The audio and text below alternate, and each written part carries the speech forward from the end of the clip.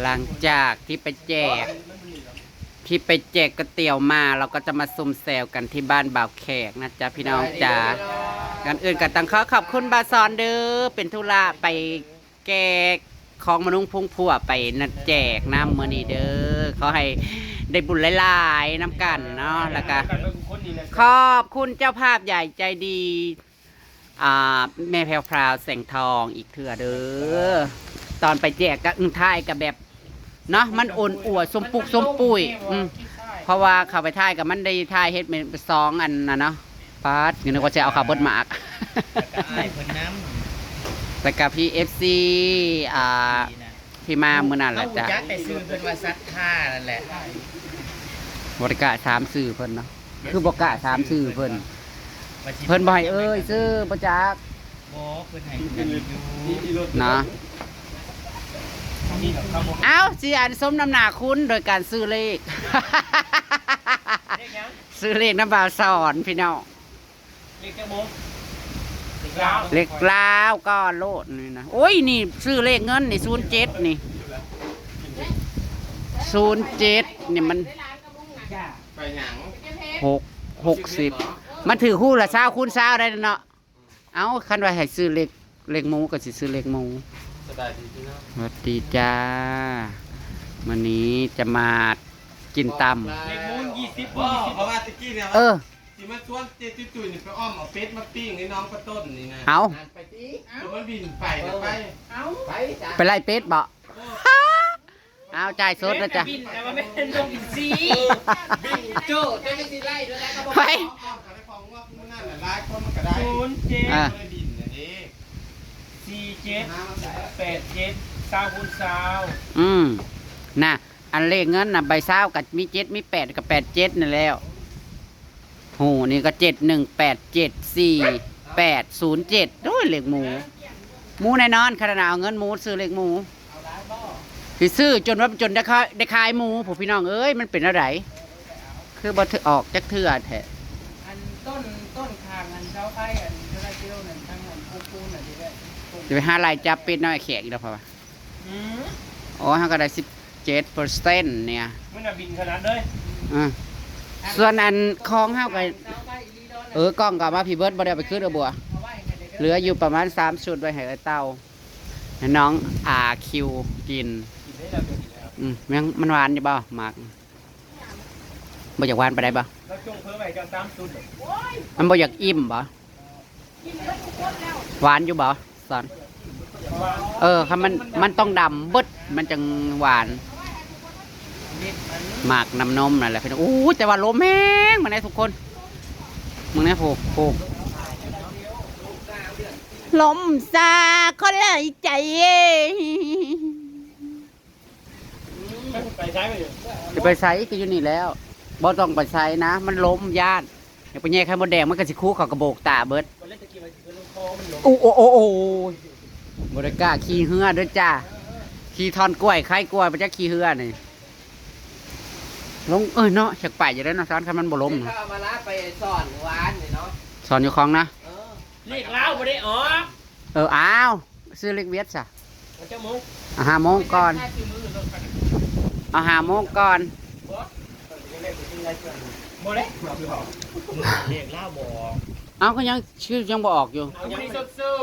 มื้อนี้วันคานมื้ออื่นพุ่นสดเซยได้จะกินอย่าได้ซื้อวันพุธว่าเขาซื้อเล็กเวียดเลยจ้ะ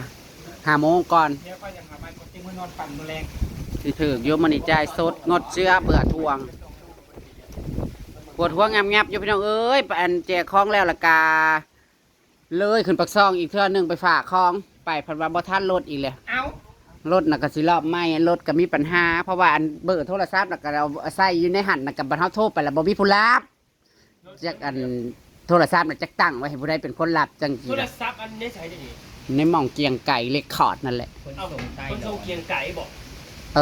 เจ้าผักอะไรช่องเกียงไก่เพราะว่าเขาส่งอันนี้เด้ก็เลยเอาวอทแอปเพิ่นซะส่งไปไทยบ่ลงสารวัตรจะลงนี่มันมีแต่เกียงไก่บ่ลุงอนุสิทธิ์บ่ได้แต่ทุกมันเขาบ่เอาเขาบ่หาของอาหารอันนี้เด้บ่แม่นเขาบ่หาอาหารแช่แข็งเจ้าผักยังไว้สั่งนี่ปล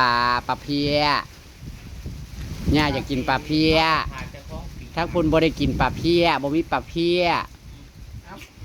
ทางของตัวเรื่องนี้แล้วสิกินเป็นเดือดถูกจัก 3ตู่แล้วก็บักอีหยังบักบักอีบักตะเดินน้ำ เอ้าคือมีแบบเพียบ เอาก็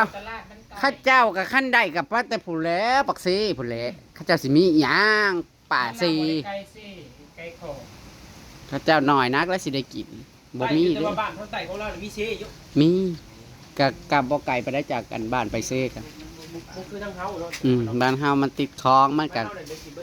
ได้แม่นอยู่บ่แม่นว่าเด้อบ้านเฮาน่ะมีหยังก็พอได้กินคันมีเงินพอได้ซื้อกันนะก็หากินก็ได้ง่ายอยู่เนาะบ่แม่นว่าได้เขตแถวเฮานี่ได้กินอิหยังกะกบเขียดจังว่าและจักรจันทร์คือยังบ่มาอยู่เดี๋ยวนี้ฮะปกติซ้ำนี่แหละจักรจันทร์ห้องสวดเลยพี่น้องเอ้ยปีนี้เพิ่นยังล้มตาดอยู่แต่ละปีน่ะบ่ได้คือเก่าบ่ได้คงที่เนาะสภาพอากาศนะครับพี่น้องเอ้ยสิได้เห็นนะครับว่า8-2 คนอีกละปีนี้นะคนสองใจนะคะ คนสองใจบ่ได้พาลิ้นนะ ใช่แล้วว่าสิไปไล่เป็นไอ้แข่งแล้วไปแล้ว เขายังไม่กล่าวอันนั้นเอาเฮ็ด อ๋อ โอ้อยู่ทางเงิน นายตีผู้มันก็เป็นไล่ไทยยังไม่ได้ตี ถ่ายแล้ว เออ แล้วเสียบแล้วจัดตะไคร้ ดาวสามและคนทราบว่าอยู่ในนี้เดี๋ยวโปกล้าเว่เอาแล้วมาจะ กันเห็นซุ่มแต่หลอนนี่มาแล้วบอกกล้าแล้วนะญาติกลางใจจึงได้กายได้บุญหลายๆเด้อเขาให้มีการมีงานเขามาหลายๆเด้อซอแพลวอย่าลืมมันมาอันแสดงคอนเสิร์ตอยู่ฟังลาวในอยเด้อสิน้ำไปเบิ่งคันบอกกายเขตแถวสวรรค์นี่เนาะอยากไปเด้อยากเบิ่งเด้นานๆที่อยากเบิ่งแบบว่าคอนเสิร์ตฟังไทยมาลงทางลาวนี่นะขนาดสติงก็บ่มากเด้อจ้าเอาเป็นหมอลำไม่พัชรีจนเวียงจันทน์แตกเนาะ บุญบังไฟปีนี้ สมัครรอกะดีอ่ะแท้คนนี่มันสิจักมื่นเฮ้ยนั่นน่ะ โอ้ยหลายแล้วเนาะ ร้านในไสอันนั้นน่ะร้านนครหลวงน่ะบ่อันถาดหลวงน่ะบ่โพแบบ ข ว่า นาดว่ากล้องห้วยไล่ลงมาในปากเซ่ยังว่าคนนั้นจนว่าบ่มีทีหยัง บอดี้แสลม ตัวดิสแลมบางกีจึงบ่สุกไปเบิ่งเนี่ยเฮาบ่แม่นข้อสติงดอกเฮาบ้านเบาน้ำ บ้านเบาหน้าและไก่ บอดี้แสลม บ้านเบาน้ำน่ะแขวงสวรรค์นะไก่กว่าแขวงสารวัตร คิดกัน มันไก่เด้อบ้านเบาหน้า คือ นะ ขมวนอ่ะชั่วโมงเดียวสุโขยน่ะคิดกับขมวน คันบ้านเบาหน้าโดยคันว่านางรถใหญ่กับจักสมู จนค่ำเว้ยเนาะ ข้ามบ้านคอยรถคันนั่งรถใหญ่นั่นทาเข้าวิ่งแบบ เว้าถึงว่าคันขี่รถสายทางน่ะจะเบิดจนค่ำ3 โมง4 โมงฮอด ช่างกว่าจอจนสุด ขนาดขี่ร ส ถ วรรค์นี่ไปย่างบ้านนี่หูไก่ก็สวรรค์ได้นึง ไก่กลัวและ100 กว่าโลอยู่ บ้านเฮาถ้าขี่รถจักร บ้านเบาน้ำมัน160ปลายผู้ใดเพื่อฮอดบ้านลิโอมัน130กว่า เอา ไก่กันก็จะ20 กว่ากิโลนี่แล้วก็บ่ได้ไก่กันเกินหักอัน เครื่องบินส่วนตัว มาโอ้ยกินไปแต่แซ่บพี่น้องบ่ซ้อนกินไปแต่แซ่บยัดข้าวมืดหมากผัดบวยออกมา กินทั้งเปลือกบ่ คิดมากมันเป็นอย่างมันจะมาเป็นกลมๆเกลียว แต่ว่าอันทางบ้านเบาน้ำเนี่ยมันสิแบบลายซอกแซกเนาะอันบ้านลิโอมันผัดเป็นทางเส้นตรงเด้ อาตีแปลงให้ได้ยังไง แล้วถึงมาหาลายจับเป็ดพี่น้องเลย ไปให้ได้ ถ่ายแค่กัน คนก็ไม่ได้ยิ่งใหญ่ปานนั้น ร้านน่ะกะวางดีเนาะร้านเนาะจะไป สวัสดีจ้าพี่น้อง จะไปไล่เป็ด ไป ค่ะ ไล่เป็ดจะไปแขกจ้าเพิ่นไปถักเขาเล่นมันลายโตแล้วเปิดครับ เราบ่ได้เถื่อน2-3 เดือนแล้วเป็ดป้าแล้ว มันบินบอกว่าได้มันบินอาลีได้คันแบบว่ามันอยู่พงแบบนี้เนาะนี่นะมันบินฟังไอ้คิวสวัสดีครับก่อน สวัสดีป้าลุงหน่อยลูก ครับ ไอ้คิวจะพาไปไหน ไปจับเป็ด จับเป็ด มาใส่ตับกับคุณ โอ้ จับเป็ดมาใส่ตับกับคุณแล้วก็เป็นพวกเป็ดต้มเขาใส่กำลัง ตกกระแซบตกกระแซบอ้าว ก็เขาเป็ด พี่น้องเอ้ยลบเลย ล้มแรง ดีอันนี้หน้าหนาวมางามเดือน เที่ยวขาดมาได้ ขี่รถเป็นปักซอกจน เดือนที่ฮอดเนาะ มันค้าขึ้นแล้วมันสูงลมไปจากญี่ปุ่นเขาปากเขาดัง แบบนั้นแหละ แม่พ่อ ยังลูก แล้วแล้ว ลุงนั่งระวังรถ โอ้น้องนั่นพ่อแม่ตัวมันนั่นเราดงเจ้าเหรอ ดังๆงั้นเนาะไม่ใช่ตีอยู่หันบ่บ่นึกว่าไม่ใช่ตีอยู่หันลบเด้อ มาแล้วเด้อบ่ เฮ้ยจะป้าตุ้ยมันเป็นลงน้องแล้วนี่ ลงน้องกันแล้วเองเอาง่าย ลงเอาแบบไหนลงเอา ป้อนเขาเฮือนแล้วนั่น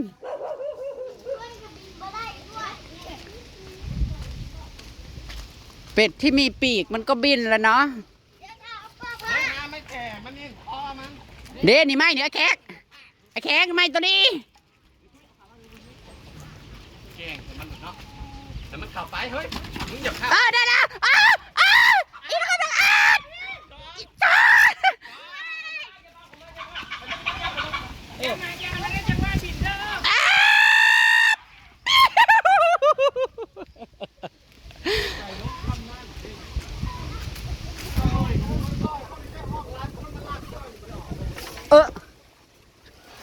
มัน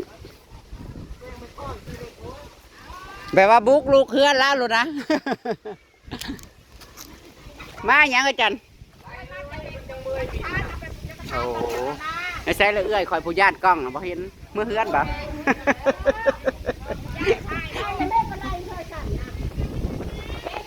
ไล่ซอยแน่ป้องเขาโลกไก่ต้นนี่เสียวแหมันก็ขาดแต่ว่าแหเรานี่เขาโลกไก่ มันเข้าแล้ว เน้นคอตุ้ยเน้นตุ้ยจับอัดทางแต่มาไอ้คิ้วมาได้แล้วเจแมนเป็ดเพิ่นกับเจแมนว่าฮีเขียวหาเลาะเซิงอยู่บ่มีเป็ดผู่บ่จังหวะ มันย่านเป็ดผู เป็ดผูร้ายแล้ว เป็ดมันพอสมเลยได้มันจนทะแก่เลยมีลูกเป็ดน้อยบ่บ่ต้นบ่มีลูกเป็ดน้อยบ่ของอันไม่ใช่อันนั้นละบ่มีเฮ้อไผ่ให้มันไปโลดมันไปผู้เดียวมันน่ะโอ้ยปนเอาเอ้ยกินแบบหยอมอย่าว่าได้เพิ่นน่ะออกกันผู้ดีแก่กันเถอะพาไปเลยและอันตัวอันนี้นะไผ่กระปูกกับปีนี้ห้องเขาตัวนี้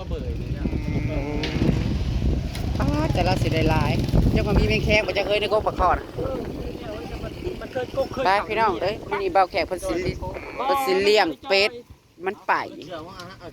อ้าวแต่มันกลับมากินน้ำใกล้ อันไม่นั่นบิดเมื่อบ่ ปิดนี้มูอย่าเอามาขี่รถกัน อย่าเห็นนะลุงมาตีนปวดไหน หัวคอย5-6ผู้ดื้อ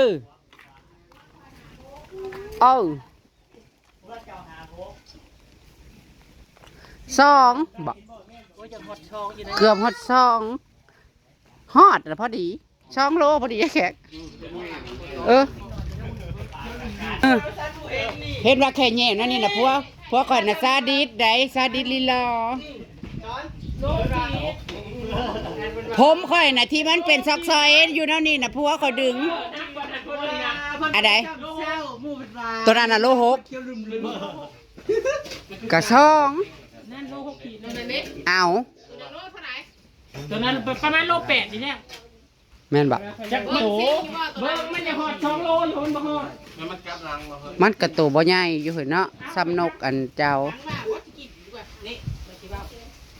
ไปมาถ่ายกินเป็ดอีเด้อวันนี้โชคดีใช่ปะโชคดีอย่าไปเปิดเบิ้งก้นมันขี่จวกใช่ปะ